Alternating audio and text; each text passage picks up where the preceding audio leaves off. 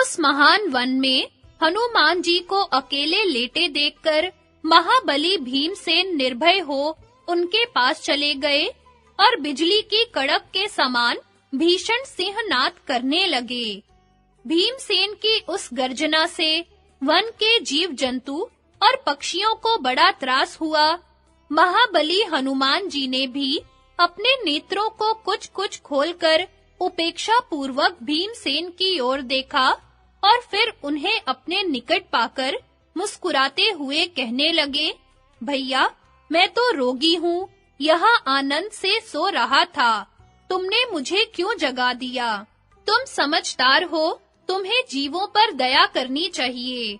तुम्हारी प्रवृत्ति ऐसे धर्म का नाश करने वाले तथा मन, वाणी और शरीर को दूषित करने वाले क्रूर कर्मों में क्यों होती है? मालूम होता है तुमने विद्वानों की सेवा नहीं की। बताओ तो, तुम हो कौन और इस वन में किस लिए आए हो? यहाँ न तो कोई मानवी भाव रह सकता है और न कोई मनुष्य ही। आगे तुम्हें कहाँ तक जाना है? यहाँ से आगे तो यह पर्वत अगम्य है, इस पर कोई भी चढ़ नहीं सकता। अतः तुम ये अमृत के समान मीठे कंद-मूल फल खाकर विश्राम करो और यदि मेरी बात को हितकर समझो तो यहाँ से लौट जाओ। आगे जाने में व्यर्थ अपने प्राणों को संकट में क्यों डालते हो? यह सुनकर भीमसेन ने कहा, वानरराज, आप कौन हैं और इस वानर देह को आपने क्यों धारण कर रखा है? मैं तो चंद्रवंश के अंतर्गत कुरुवंश में उत्पन्न हुआ हूँ। मैंने माता कुंती के गर्भ से जन्म लिया है और मैं महाराज पांडु का पुत्र हूँ।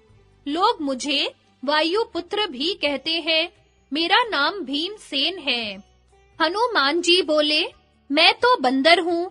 तुम जो इस मार्ग से जाना चाहते हो, सो मैं तुम्हें इधर होकर नहीं जाने दूंगा।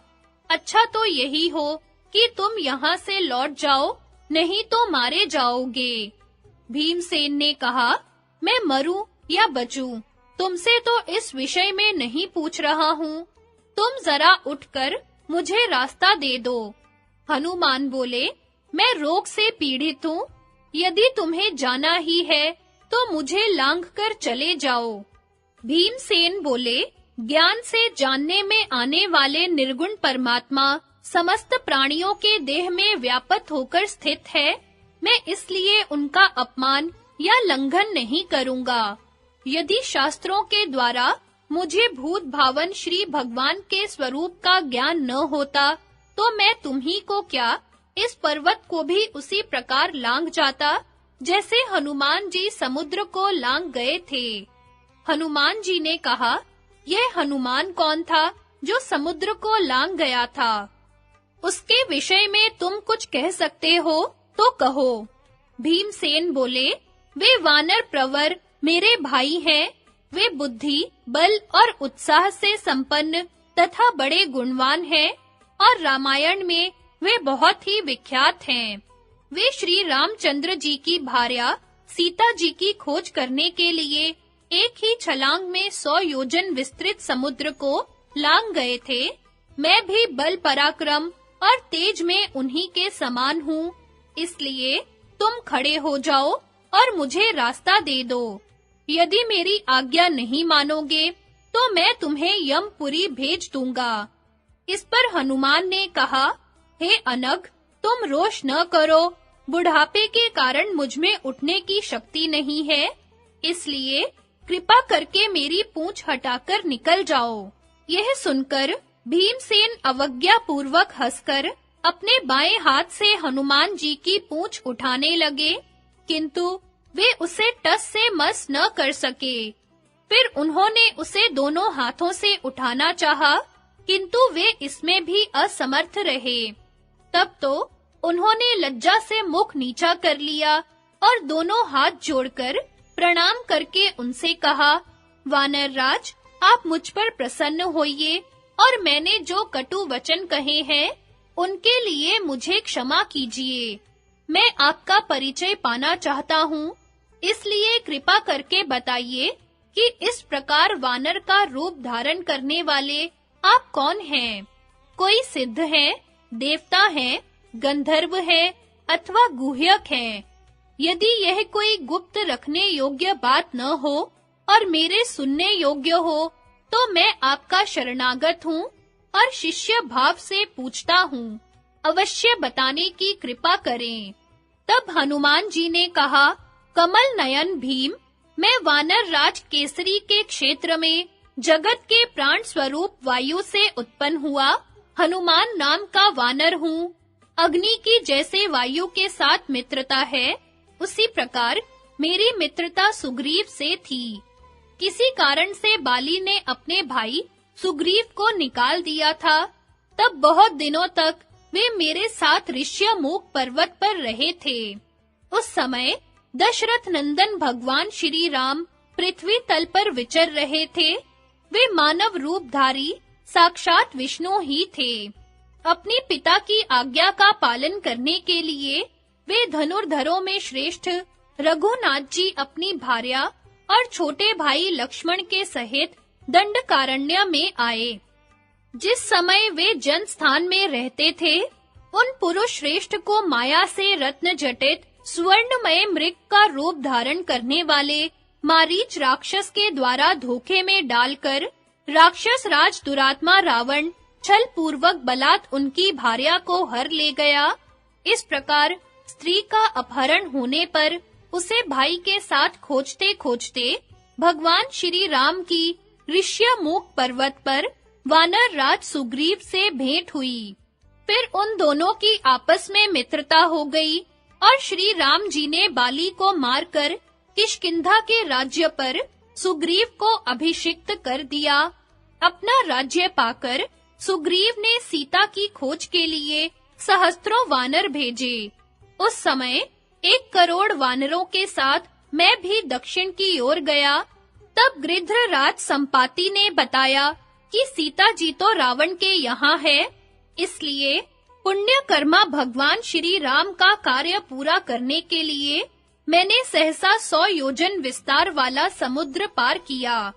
उस मगर और ग्राह आदि से भरे हुए समुद्र को अपने पराक्रम से पार कर मैं रावण के नगर में जनक नंदिनी श्री सीता जी से मिला और फिर अट्ठालिका, प्राकार और गोपुर आदि से सुशोभित लंकापुरी को जलाकर वहां राम नाम की घोषणा करके लौट आया।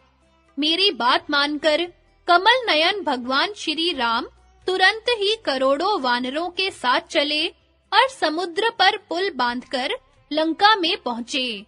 वहां उन्होंने संग्राम में समस्त राक्षसों को और संपूर्ण लोकों को रुलाने वाले रावण को उसके बंधु बांधवों के सहित मारा और अपने आश्रितों पर कृपा करने वाले परम धार्मिक भक्त विभीषण को लंका के राज्य पर अभिषिक्त किया। फिर नष्ट हुई वैदिक श्रुति के समान अपनी भार्या को ले आए और उसके साथ अपनी राजधानी अयोध्यापुरी में लौट आए। वहां जब उनका राज्याभिषेक हुआ, तो मैंने उनसे यह वर मांगा कि हे शत्रुदमन, जब तक इस भूमंडल पर आपकी पवित्र कथा रहे, तब तक मैं जीवित रहूं। इस पर उन्होंने कहा, ऐसा ही हो। भीमसेन, श्री सीता जी की कृपा से यहाँ रहते हुए ही मुझे इच्छा अनुसार दिव्य भोग प्राप्त हो जाते हैं। श्री राम जी ने 11 सहस्त्र वर्ष तक पृथ्वी पर राज्य किया, फिर वे अपने धाम को चले गए। हे अनग, इस स्थान पर गंधर्व और अप्सराएं उनके चरित सुना-सुनाकर मुझे आनंदित करते रहते हैं। इस मार्ग में देवता लोग रहते हैं। मनुष्यों के लिए वह अगम्य है, इसी से मैंने इसे रोक लिया था। संभव है इसमें कोई तुम्हारा तिरस्कार कर देता अथवा तुम्हें शाप दे देता, क्योंकि यह दिव्य मार्ग देवताओं के लिए ही है, इसमें मनुष्य नहीं जाते। तुम जहां जाने के लिए आए हो, वह सरोवर तो यही है। हनुमान जी के ऐसा कहने पर महाबाहु भीमसेन बड़े प्रसन्न हुए और उन्होंने बड़े प्रेम से अपने भाई वानर राज हनुमान जी को प्रणाम करके कोमल वाणी से कहा, आज मेरे समान कोई बड़भागी नहीं है, क्योंकि आज मुझे अपने ज्येष्ठ बंधु के दर्शन हुए हैं। आपने बड़ी कृपा की। आपके दर्शनों से मुझे बड़ा ही सुख मिला है, किंतु मेरी एक इच्छा है, वह आपको अवश्य पूरी करनी होगी। वीरवर, समुद्र को लांघते समय आपने जो अनुपम रूप धारण किया था, उसे मैं देखना चाहता हूँ। इससे मुझे संतोष भी होगा और आपके वचनों में विश्वास भी हो जाएगा। भीमसेन के ऐसा कहने पर परम तेजस्वी हनुमान जी ने हंसकर कहा, भैया, तुम उस रूप को देख नहीं सकोगे और न कोई अन्य पुरुष ही उसे देख सकता है। उस समय की बात ही दूसरी थी, अब वह है ही नहीं। सत्य युग का समय दूसरा था तथा त्रेता और द्वापर का दूसरा ही है। काल तो निरंतर क्षय करने वाला ही है, अब मेरा वह रूप है ही नहीं। पृथ्वी, नदी, वृक्ष, पर्वत, सिद्ध देवता और महर्षि ये सभी काल का अनुसरण करते हैं। प्रत्येक युग के अनुसार इनके देह, बल और प्रभाव में न्यूनाधिकता होती रहती है। इसलिए तुम उस रूप को देखने का आग्रह छोड़ दो। मुझ में तो युग-युग के अनुसार बल विक्रम रहता है, क्योंकि काल का अतिक्रमण करना किसी के वश की बात नहीं है। भीमसेन ने कहा, आप मुझे युगों की संख्या और प्रत्येक युग के आचार, धर्म, अर्थ और काम के रहस्य, कर्म फल का स्वरूप तथा उत्पत्ति और विनाश सुनाइए। हनुमान जी बोले, भैया, सबसे पहले कृत युग है, उसमें सनातन धर्म की पूर्ण स्थिति रहती है तथा किसी का भी कोई कर्तव्य शेष नहीं रहता। उस समय धर्म की तनिक भी क्षति नहीं होती और पिता के सामने पुत्र नहीं मरते। फिर काल क्रम से उसमें गौणता आ जाती है। कृत युग में न कोई आधी व्याधि थी और न इंद्रियों में ही दुर्बलता आती थी। उस समय कोई किसी की निंदा नहीं करता था, किसी को दुख से रोना नहीं पड़ता था और न किसी में घमंड या कपट ही था। आपस के झगड़े, आलस्य, द्वेष, चुगली, भय, संताप, ईर्ष्या और मत्सर का तो उस युग में नाम भी नहीं था। उस समय योगियों के परम आश्रय और संपूर्ण भूतों के आत्मा पर ब्रह्म श्री नारायण का शुक्ल वर्ण था। ब्राह्मण, क्षत्रिय, वैश्य और शूद्र सभी वर्ण शम दम आदि लक्षणों से संपन्न रहते थे तथा प्रजा अपने-अपने कर्मों में तत्पर रहती थी। सबके आश्रय एक परमात्मा ही थे। आचार और ज्ञान भी सबका एक ही था। सबके पृथक-पृथक धर्म होने पर भी वे एक ही वेदों को मानने वाले थे और एक ही धर्म का अनुसरण करते थे। वे चारों आश्रमों के कर्मों का निष्काम भाव से आचरण करके परम गति प्राप्त करते थे। इस प्रकार जब आत्म तत्व की प्राप्ति कराने वाला धर्म विद्यमान हो, तब कृतयुग समझना चाहिए। उस समय चारों वर्णों का धर्म चारों पादों से संपन्न रहता है। यह तो सत्व, रज, तम तीनों गुणों से रहित कृतयुग का वर्णन हुआ। अब त्रेता युग का स्वरूप सुनो। उस समय यज्ञ की प्रवृत्ति होती है, धर्म का एक पाद नष्ट हो जाता है और भगवान रक्त वर्ण हो जाते हैं। लोगों की प्रवृत्ति सत्य में रहती है तथा उन्हें अपने संकल्प और भाव के अनुसार कर्म और दान के फल मिलते हैं। वे अपने धर्म से नहीं डिगते और धर्म, तप एवं दान आदि करने में तत्पर रहते हैं। इस प्रकार त्रेता युग में मनुष्य अपने धर्म में स्थित और क्रियावान होते हैं।